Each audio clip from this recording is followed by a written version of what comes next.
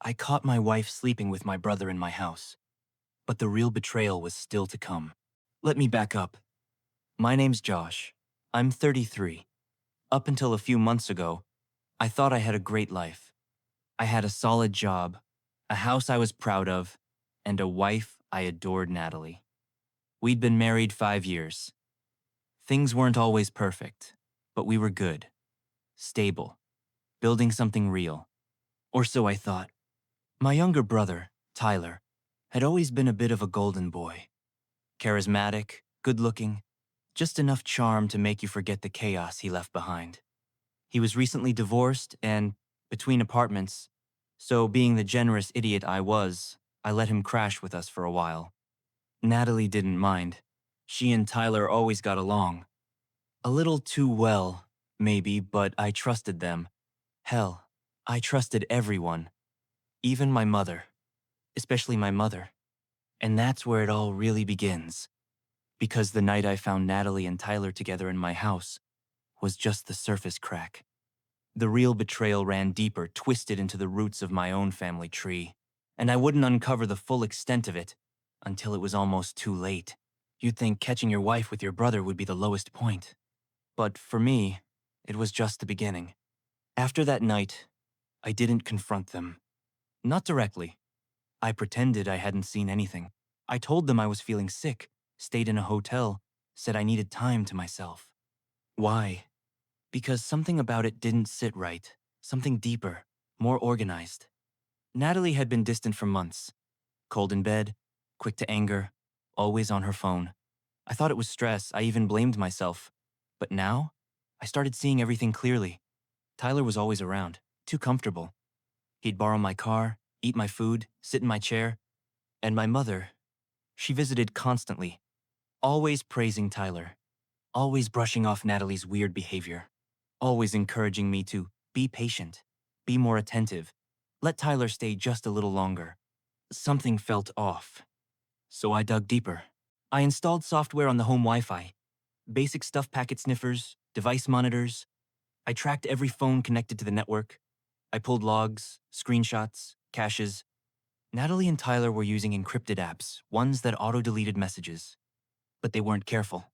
They left fragments, pieces, photos that didn't auto-delete fast enough. Old emails, calendar invites, hotel bookings. Worse, I found messages between my mother and Natalie. They weren't just covering it up. My mom was actively helping them. She told Natalie when I'd be away, when I was vulnerable. She even helped pay for a weekend getaway for them. I sat there in the dark, staring at my laptop screen, shaking. How long? How far back did this go? I didn't cry. I didn't scream. I started planning. Because if they were going to treat me like a fool, I'd make sure they all regretted it. After weeks of pretending not to know, I had everything I needed. Dates, screenshots, recordings, hidden camera footage, proof. And still, I kept playing the clueless husband, the trusting older brother, the loyal son. I made breakfast, took Milo on walks, even planned a little weekend getaway for Natalie and me, something I hadn't done in months. She smiled and kissed me like nothing was wrong. Behind those kisses, she was cheating with my brother. And behind that, my mother was helping them cover it up. But they had no idea I was preparing the final blow. The getaway was a test. I told Tyler and my mom I'd be taking Natalie to a cabin up north for a weekend. But I didn't actually go. Instead, I set everything up, hidden cameras in the bedroom, living room, even one in the hallway that triggered with motion. Then I told Natalie we had to postpone the trip because of work.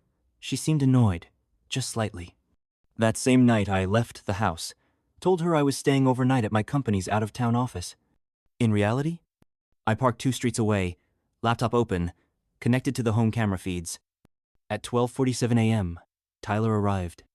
At 1:04 a.m., Natalie let him in, wearing nothing but a silk robe.